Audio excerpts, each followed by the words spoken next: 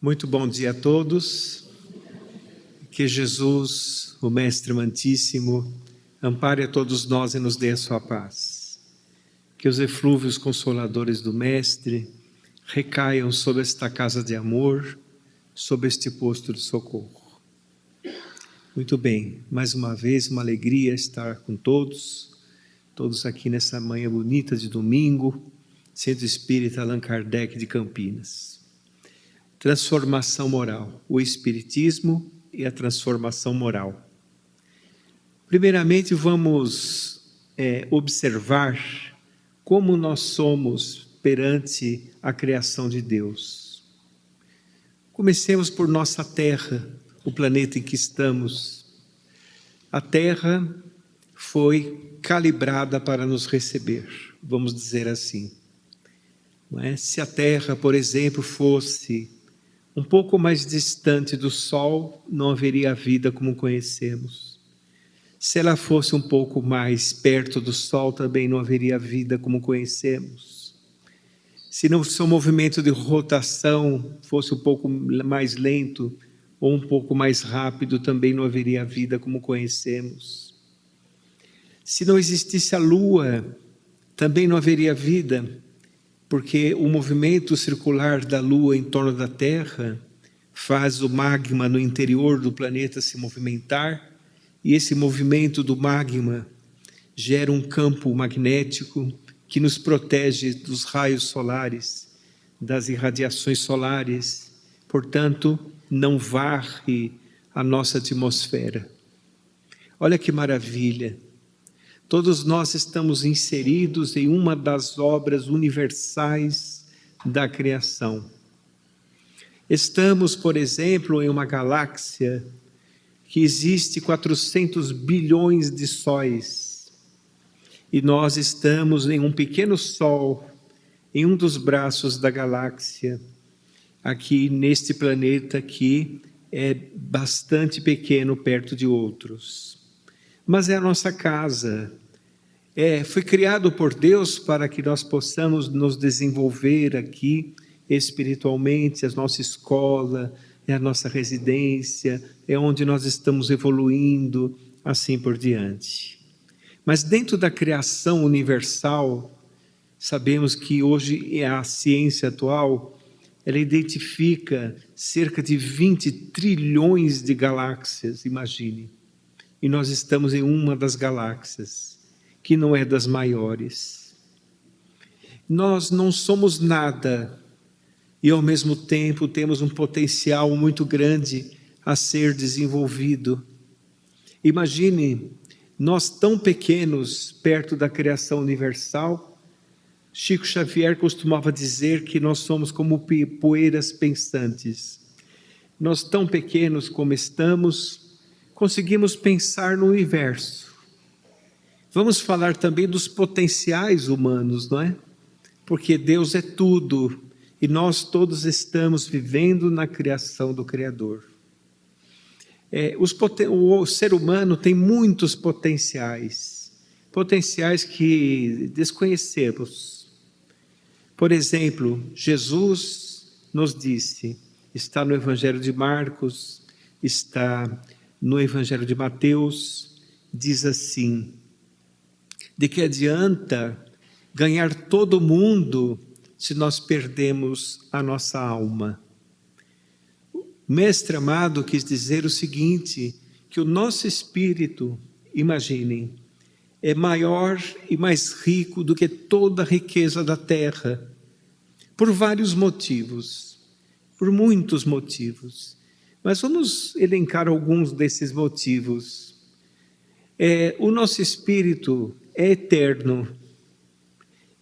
Existe alguma coisa eterna na Terra? Existe alguma coisa na Terra que dure para sempre? Algum sistema que permaneça para sempre? Alguma transformação nossa que dure para sempre? Não existe. Mas o nosso espírito tem esse potencial de ser eterno. Perdão. Tem esse potencial de ser eterno. E sendo ele eterno, progride incessantemente Nós estamos dentro da multiplicidade das existências, progredindo incessantemente. A cada nova existência terrena, nós preenchemos alguns vazios existenciais do espírito. A doutrina espírita, por exemplo, estuda a reencarnação, demonstrando ser a reencarnação o maior mecanismo evolutivo que existe.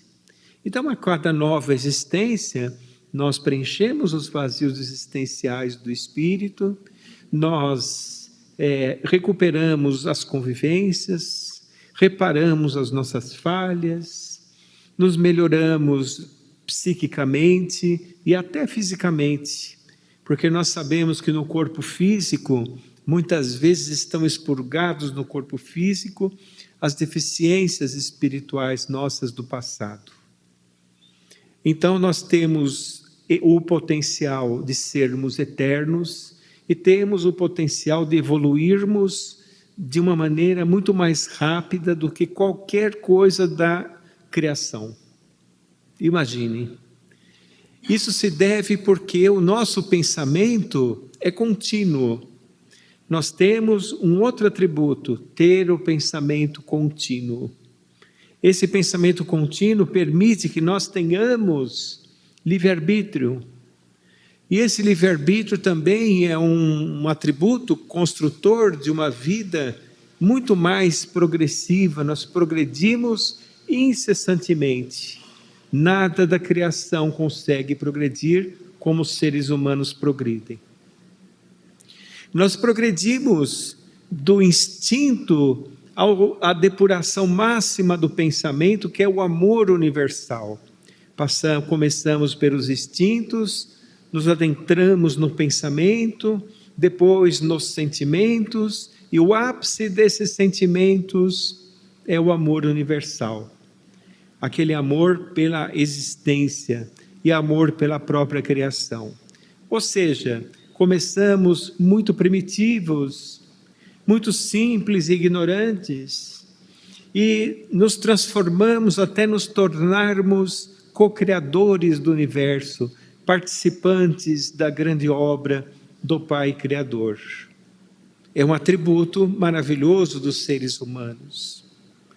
E quando estamos encarnados aqui, também temos a possibilidade de transitarmos entre as variações vibratórias, entre as dimensões. A pessoa pode dizer, mas como assim? Por exemplo, durante o sono físico, nós nos desdobramos em espírito e podemos nos adentrar em outra vibração, em outra dimensão, sempre com o auxílio da vida espiritual. Porque nós somos seres espirituais, nós somos espírito. E Kardec denominou esses estados de desdobramento do espírito durante o sono físico, quando nós entramos naquela fase do sono chamado estado REM, um estado mais profundo do sono, nós podemos nos desprender do corpo físico e convivemos com espíritos simpáticos a nós, espíritos que podem nos auxiliar também. Temos um momento da eração do espírito, recebemos tratamentos, recebemos orientações, e Allan Kardec chamou isso de estado parcial de liberdade do espírito. Então nós temos sim como transitar entre as dimensões. Nós temos também um atributo muito importante, que é a força do pensamento. Todos nós temos a força do pensamento, que muitas vezes se desconhece na Terra esta questão da força do nosso pensamento. Por exemplo, nós podemos modificar o ambiente espiritual onde estamos com a maneira de pensar. Nós podemos modificar até nossa fisionomia com a forma como nós pensamos. Se a pessoa tem um pensamento positivo, um pensamento elevado, ela tem um semblante mais calmo, um semblante mais equilibrado. Se ela tem um pensamento desequilibrado, ela também transforma a sua fisionomia. E temos então esse atributo de transformar o ambiente e nós mesmos com o pensamento. Ter mais saúde ou menos saúde com o pensamento. Olha que atributo maravilhoso. E quando estamos desencarnados, é o nosso pensamento que conduz aquilo que sentimos, que vai nos situar na sociedade do Espírito. Quando nós desencarnamos, deixamos a indumentária carnal, o que vai acontecer?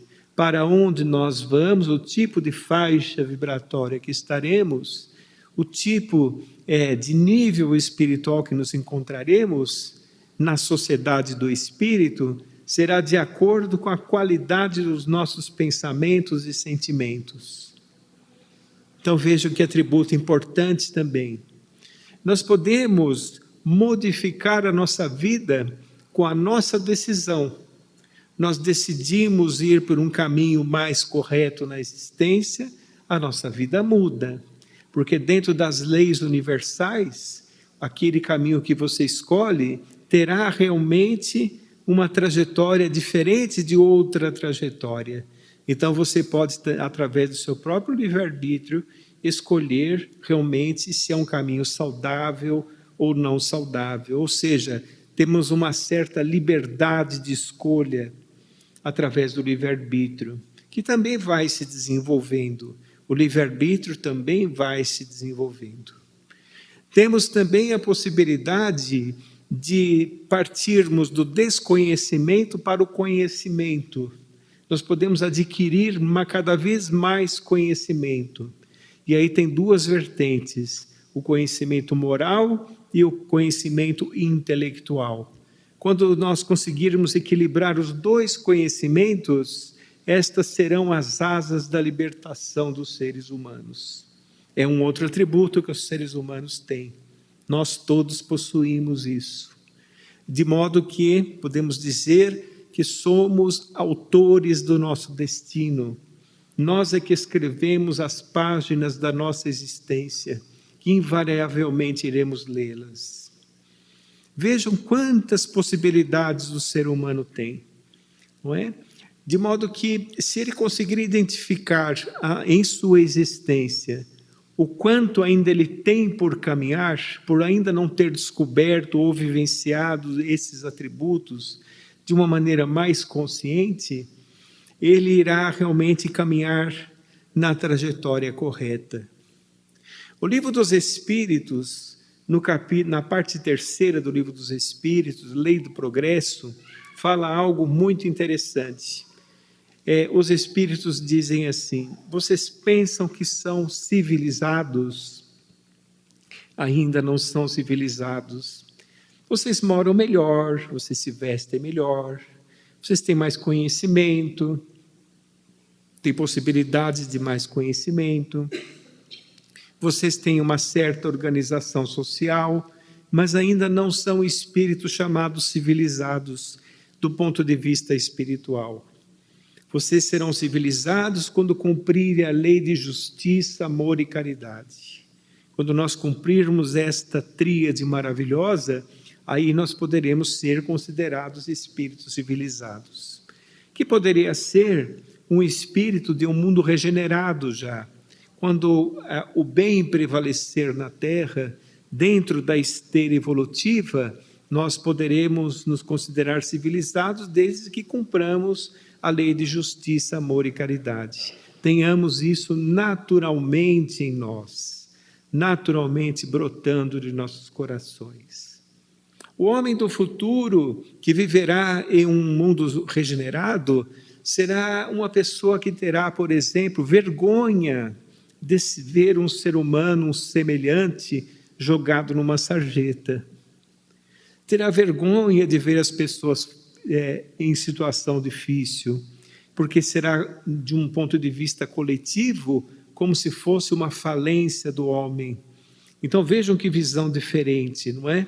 Os espíritos realmente civilizados, os espíritos mais evoluídos, eles enxergam o amor ao próximo de uma maneira diferente do que nós enxergamos. Se colocando no lugar daquele que está sofrendo.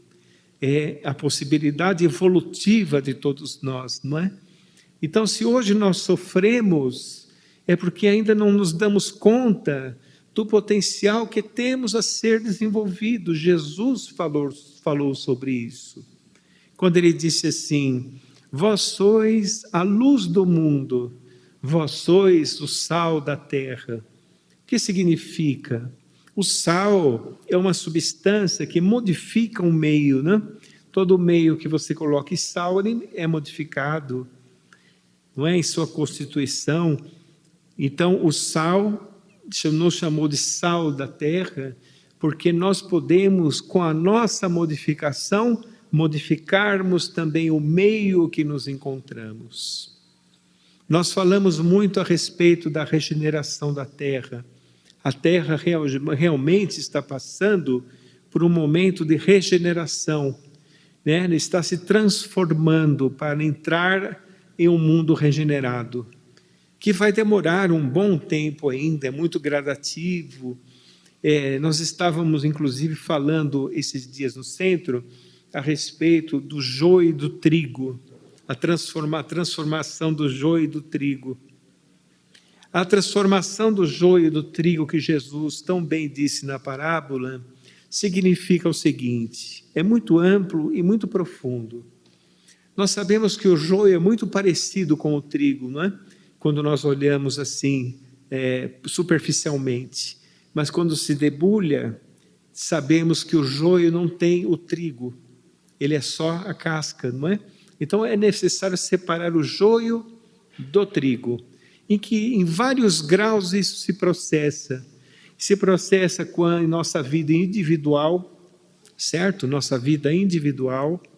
Nós individualmente, diante de um conhecimento que poderemos adquirir, todos nós poderemos adquirir, diante de determinados conceitos morais, nós teremos a capacidade em nossa existência de separar o joio do trigo.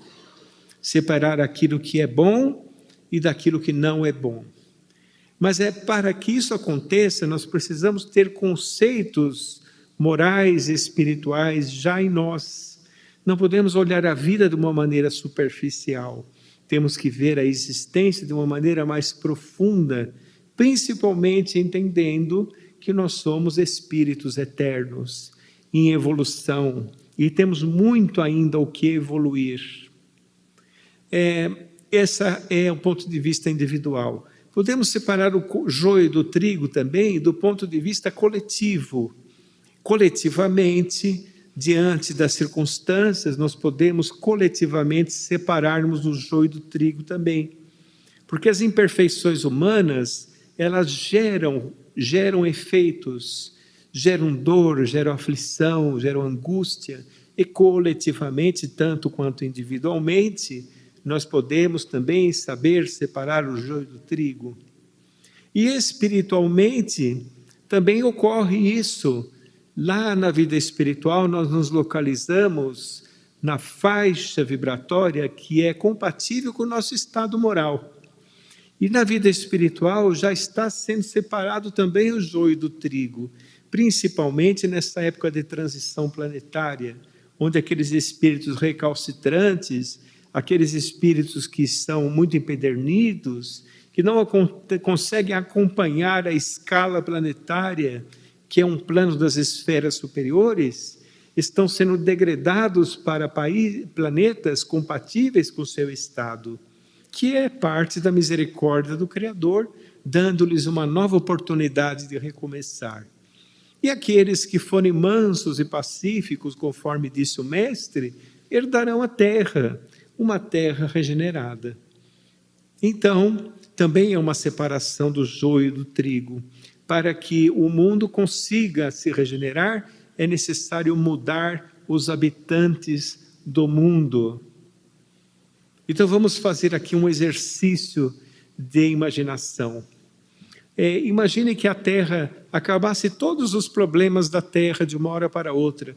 Acabasse a fome, acabasse as guerras, acabasse as diferenças sociais, rapidamente nós transformaríamos a terra exatamente como ela é agora. Porque é necessário mudar os habitantes da terra, para que a terra como um todo, coletivamente, possa mudar. Mas Jesus, que veio trazer esperança ao homem, veio trazer renovação, veio educar o nosso espírito para o que haveria de se transformar o homem, disse também algo interessante: vós sois a luz do mundo. Imaginem, nós podemos até pensar assim, mas meu Deus, eu tenho tantas imperfeições, como eu sou a luz do mundo? Jesus, assim como todos os espíritos superiores, quando nos olham como um todo. Para eles, passado, presente e futuro é tudo presente. É como se eles nos olhassem ao alto de um monte. Eles têm uma visão atemporal e nós temos uma visão temporal. Somente o que está à nossa frente, somente aquilo que nós estamos vivendo. Então ele sabe, com a sua superioridade espiritual, com a sua autoridade moral, ele sabe a causa das nossas angústias atuais, fruto do nosso passado delituoso, mas que nós temos que ter este pensamento de esperança no porvir, porque nós nos transformamos com as reencarnações, ou seja, reencarnações que são experiências que o espírito vive ao longo da existência, das existências. Então nós nos transformamos, ele sabe também o que o homem tem no porvir. Vai chegar uma hora que ele não será mais um espírito imperfeito. Ele não terá mais aquelas angústias, aflições, sentimento de culpa. Isso ficou no passado, porque nós nos transformamos nas vidas que se sucedem, nós enxergaremos um presente cada vez melhor, com as consequências, claro, das nossas imperfeições, mas também enxergaremos um porvir. Então, por exemplo, Jesus falava a respeito do reino dos céus. Ele sempre traçava o reino dos céus como sendo uma meta a ser atingida, como sendo algo que nós devemos buscar, o reino dos céus. Mas aonde está o reino dos céus? O reino dos céus não está nas paredes estreitas dos templos. O reino dos céus também não está nas religiões. O reino dos céus está dentro de nós. Quando nós ampliarmos as nossas consciências, quando nós nos libertarmos das nossas imperfeições, nós seremos espíritos cada vez mais libertos de nós mesmos. Não temos que vencer no mundo, nós temos que vencer a nós mesmos. Quando nós ampliarmos as nossas consciências, nós enxergaremos o reino dos céus que sempre esteve em nós, em germe, desde a criação. Quando o espírito acorda, quando o espírito desperta, ele começa a se tornar cada vez mais livre, cada vez mais liberto daquilo que o angustiava.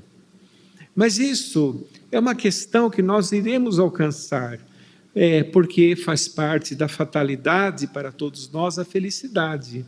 Todos nós seremos espíritos felizes, vivenciando a esteira evolutiva, a fieira evolutiva. Todos os espíritos do universo passam pela fieira evolutiva, até Jesus. Então é como se Jesus dissesse para nós assim: vejam, eu vos amo, e porque vos amo, quero que vocês também consigam o que eu consegui. Para que consigam, façam exatamente como eu fiz, que vocês também conseguirão. Por isso que ele nos disse: vocês podem fazer o que eu faço e muito mais. Olha que interessante. Então a mensagem de Jesus não é uma mensagem acusatória, não é uma mensagem que nos traz assim o peso da culpa, mas é uma mensagem que nos leva para frente, que nos renova. Nós devemos, na verdade, vivermos em Jesus. aí não há erro, aí nós conseguiremos realmente encontrar o verdadeiro caminho. Por isso que Ele é o caminho, a verdade e a vida. Ele é o caminho, significa que é o caminho único a seguir. E Ele é o nosso modelo e guia. Quando nós traçamos algo como um modelo, é uma meta a ser atingida e guia a maneira de se chegar a esta meta. Nós estávamos esses dias estudando o livro No Mundo Maior, o Espírito de Calderaro, estava conversando com André Luiz, da série André Luiz. Quem leu esse livro sabe que é um livro maravilhoso, porque fala dos aspectos da mente em relação ao espírito, em relação à vida encarnada. Leia o André Luiz, esse livro chamado No Mundo Maior. Maravilhoso livro. Então tem lá um espírito, um benfeitor chamado Calderaro. Calderaro estava explicando a André Luiz as características da mente em relação ao corpo físico. Então ele estava dizendo assim: na base craniana estão os automatismos. Na parte mediana do cérebro humano em relação ao espírito, estão ali as conquistas atuais, estão o que nós estamos vivenciando no momento, assim por diante. E na parte superior está o chamado superconsciente, que o ser humano ainda não atingiu, mas que está ali esperando a nossa evolução. Então é como se fosse, diz Calderaro, passado, presente e futuro dos seres humanos. Nós estamos caminhando para grandes realizações em nós mesmos, se nós soubermos identificar aquilo que devemos banir do nosso espírito. Porque as nossas imperfeições nos fazem girar em círculos ali, diante das imperfeições mesmo, e muitas vezes não conseguimos nos desprender das imperfeições. E Calderaro estava falando o seguinte, que no começo eram aqueles automatismos que gerava, por exemplo, os instintos. O ser humano, quando foi criado, ele trabalhava muito com os instintos, porque ele só tinha a base craniana, poucas circunvoluções cerebrais, no cérebro muito pequeno, lembrando que o cérebro físico é um decodificador do espírito. É ele que expõe fisicamente o que o espírito tem em seu potencial, não é? Conforme o homem foi evoluindo, mais circunvoluções cerebrais, ele foi tendo um cérebro mais aprimorado para adquirir ali um espírito mais aprimorado também. E o homem foi evoluindo através dos milênios, e ele está saindo dos instintos, como falou o Evangelho segundo o Espiritismo. Os instintos, os pensamentos, os sentimentos, já estamos começando a trabalhar os sentimentos, mas ainda não aprimoramos os sentimentos. Falta isso em nós. O mundo ainda não sabe identificar o amor que Jesus nos legou, que é o amor universal. Nós ainda estamos descobrindo o amor em nós, não é? O amor em nós não é o amor livre das imperfeições ainda. O amor incondicional nós ainda não sabemos identificar. Quando conseguirmos identificar, usaremos lá o superconsciente que Calderaro falou. Quando nós fazemos uma caridade, quando nós fazemos um ato de amor, de acordo com o nosso nível espiritual, nós damos uma pequena faísquinha ali no superconsciente, mas ainda não utilizamos completamente o superconsciente. E é interessante que isso que Calderaro falou, André Luiz, foi identificado inclusive pela ciência atual. Os grandes neurocientistas já estão identificando esta tríade, né? Como se fosse um edifício de 3 andares. Então, os neurocientistas falam que realmente a base craniana é voltada aos instintos do cérebro, não é? A parte central eles também chamam de conquistas atuais. E a parte superior eles chamam de repressões culturais. Aí que nasceu a neuropsicanálise, através desse estudo dos grandes neurocientistas. Na psicanálise, o pai da psicanálise, o Sigmund Freud, falou também dessa tríade, id, ego e superego. Então, essa identificação que tanto a ciência quanto do ponto de vista espiritual está fazendo, demonstra ali a evolução do espírito humano.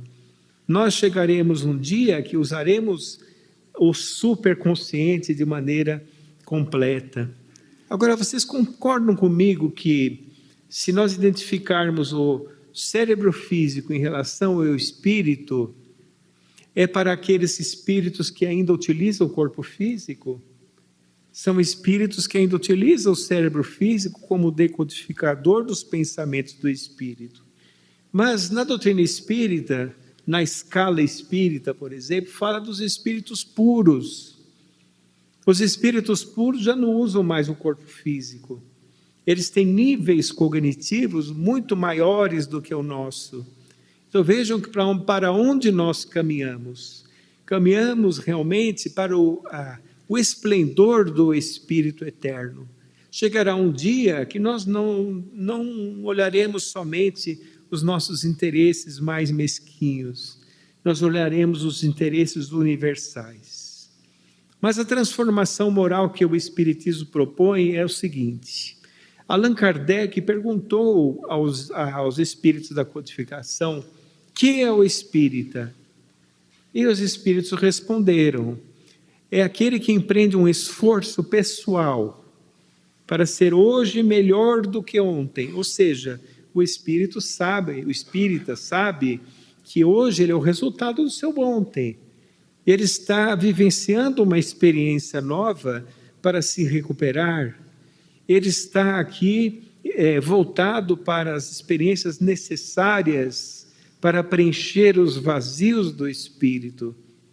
Então, aqui na Terra, nós estamos numa grande escola com caráter de hospital, todos internados e matriculados para sanarmos as nossas imperfeições. Então, voltando, os espíritos falaram: é aquele que empreende um esforço pessoal para ser hoje melhor do que ontem, amanhã melhor do que hoje. Reconhece-se o verdadeiro espírita por sua transformação moral. Por que isso ocorre? Tem muitas pessoas de bem que não são espíritas. Tem muitas pessoas que seguem outras religiões que não são espíritas. Tem até pessoas ateias que são pessoas boas. Tem pessoas de todos os tipos. Mas o espírita, tendo o conhecimento revelatório da doutrina espírita, porque sabemos que a doutrina espírita é uma revelação. As revelações, elas não são como as religiões convencionais, não é? Uma revelação tem características: a universalidade da mensagem, o seu compromisso com a verdade. Tem também que uma revelação nunca altera uma revelação anterior, mas acrescenta mais informações para se adaptar à época que o homem está vivendo. Então, uma revelação, ela tem um caráter muito mais amplo. E na doutrina espírita nós temos condições de saber, como foi dito, que hoje somos o resultado do nosso ontem. E aí, o espírita como deve agir? As suas atitudes são atitudes, ou devem ser assim, muito mais responsáveis, porque ele sabe que todos os passos que der na terra irá reverberar no futuro. Nesta encarnação, nós estamos construindo a nossa próxima encarnação. Nós colheremos no futuro, dentro das leis de causa e efeito, tudo aquilo que semearmos nessa existência. E também trazemos heranças de outras existências, que estamos acertando a casa, vamos dizer assim. Estamos nos colocando no prumo certo do que deveremos ser. Então, o espírita, sabendo as condições da vida futura, sabendo que ele terá uma vida futura, sabendo que ele terá as consequências do que ele plantar, as suas atitudes presentes se tornam muito mais responsáveis. Os sentimentos de imediatismo, diminuirão bastante. Ele vai pensar muito antes de realizar, antes de falar, antes de pensar, porque ele sabe que ele está construindo o seu interior. Nós somos espíritos em construção, em transformação. Então vamos dizer, as revelações transformam mais, transformam. Transformam porque a revelação vem trazer informações. E quando nós temos a oportunidade de raciocinar a nossa fé, é maravilhoso. Porque quando nós sabemos que a doutrina espírita é aquela tríade, de ciência que estuda a origem, a natureza, o destino dos espíritos e as relações existentes entre o mundo corporal e o mundo espiritual. É também a maravilhosa filosofia de comportamento, de efeitos éticos morais, que faz o ser crescer através da transformação de si mesmo, através da mudança de paradigmas, de postura, de visão. Então a filosofia espírita é muito importante também, porque ela traz para nós novos parâmetros de observação diante da existência. E do ponto de vista religioso, se nós observarmos ali a etimologia da palavra religião, religar-se a Deus, do ponto de vista religioso, é a religião cósmica do amor, que é a mesma que Jesus trouxe para nós. A mesma. Não muda nada. Agora, esses 3 pontos unidos formam um corpo muito grande, formam uma força para os nossos conceitos e entendimento muito maior. Agora, o espírita, ele é um privilegiado? De forma nenhuma. Pelo contrário, o espiritismo traz mais responsabilidade. Porque uma coisa é nós errarmos no conhecimento, outra coisa é nós errarmos no desconhecimento. Tem atenuantes e agravantes. Tem a questão que nós estamos passando por uma experiência reencarnatória, e se você, por exemplo, tem condições de fazer o bem nesta vida, você resolveu fazer o bem. Você no passado ou no início dessa existência mesmo, era um pouco egoísta, era um pouco vaidoso, era um pouco arrogante. Aí você conheceu o Espiritismo. O Espiritismo descortinou, deu informações de que você é responsável por sua evolução e você resolveu amar. Você resolveu procurar desenvolver o amor em si. Você resolveu fazer caridade. Você resolveu ouvir o próximo e ver o próximo de uma maneira diferente. Você nota que você está se transformando. Você está modificando a sua vida. Mas pode ter certeza que esta encarnação pode ser a primeira encarnação que você está pensando nisso. Pode ser que na encarnação anterior, que deve fazer pouco tempo, 100 anos, 150 anos, você nem pensava nisso. Então, o espírita tem que entender que essa nova mensagem, porque a doutrina espírita é a mensagem para agora, para esta época que o homem está vivendo, é mensagem para o porvir. É uma mensagem extremamente avançada, porque nós sabemos que Jesus é o nosso modelo e guia. Então vamos entender assim: o Antigo Testamento é o homem batendo as portas da providência divina, pedindo uma revelação de luz. Então o Antigo Testamento é como se fosse a pergunta, Jesus é a resposta e a doutrina espírita é a explicação. As revelações estão todas unidas, provindas do Mestre. Ele que elaborou essas etapas evolutivas de nós, seres humanos, que estamos habitando este planeta. Então vejam, temos todas as possibilidades de crescer. Todas as possibilidades de nos libertarmos das angústias e das aflições, entendendo a aflição e as angústias que nós estamos passando. Porque dentro das leis de causa e efeito, nós vamos saber que nunca passamos por aquilo que não está no contexto evolutivo do ser humano. Se estamos passando por determinadas questões mais difíceis, está tudo certo. Está dentro de um contexto da justiça divina. E a misericórdia de Deus faz com que nós passemos aquilo que podemos suportar. Está lá no Evangelho segundo o Espiritismo, capítulo 5, bem-aventurados os aflitos. Então, tudo que nós passamos na existência está dentro de limites espirituais. Nunca temos aquilo que não podemos suportar.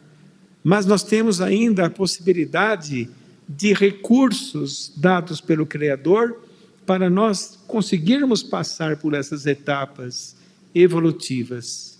Então, por exemplo, os amigos, a família, a saúde relativa, temos a possibilidade, por exemplo, de recorrer à prece, pedindo auxílio quando fraquejamos. Os amigos, a nossa existência não está jogada ali ao léu. Nós não estamos soltos na existência. Deus, ao nos criar, ampara e sustenta a sua criação. Em nossa existência existe a enxertia divina, existem espíritos simpáticos a nós, que nos acompanham na existência para que a nossa encarnação se dê o mais certo, o mais correto, dentro do possível. Porque os passos educativos dos seres humanos são muito lentos, são muito gradativos. Podem perceber, às vezes nós permanecemos com um único hábito infeliz, uma existência inteira, não conseguimos tirar aquele hábito. Às vezes nós passamos com inconformismo a vida inteira, não vivemos bem a lição, não aproveitamos a lição que se nos apresentou na existência atual. É o bem sofrer e o mal sofrer que está lá no capítulo Bem-aventurados aflitos. Semelhante ao aluno de escola, o aluno passa por provas, por lições, não presta atenção, se revolta, foge da escola, terá que repetir. Quando chega a grande prova, ele fica aflito, ele fica desesperado. É a mesma coisa com a existência física. Então, o aprendizado, a justiça divina é perfeita. Perfeita. Deus nunca erra. Tudo que é eterno nesse mundo está nas palavras de Jesus. As minhas palavras não passarão, ele diz. Veja que interessante. Tudo que nós vemos aqui passará. Nada é nosso, nem o nosso corpo é nosso. O que é nosso são as realizações do Espírito. Levamos conosco a bagagem moral transformadora que nos fizemos portador nessa existência. Tudo passa, os impérios falem, os métodos sociais falem, se modificam, não é? Se transformam, mas falem. A única coisa eterna são o nosso espírito e a mensagem do Cristo. Então nós temos que viver a existência de uma maneira clara. Raciocinar a fé é uma bênção que a doutrina espírita nos fornece para que nós tenhamos realmente a clareza mental de entender quem somos, de onde nós viemos, qual a finalidade da vida, o que será de nós quando o mundo orgânico falir, ou quando a, entre aspas, fatalidade nos alcançar, e quando aqueles que nós amamos ou conhecemos retornarem para a vida espiritual. A doutrina espírita nos mostra esta realidade, e conhecendo essa verdade, nós nos libertaremos. O espírito humano somente será realmente feliz quando ele se libertar das imperfeições, quando ele se transformar.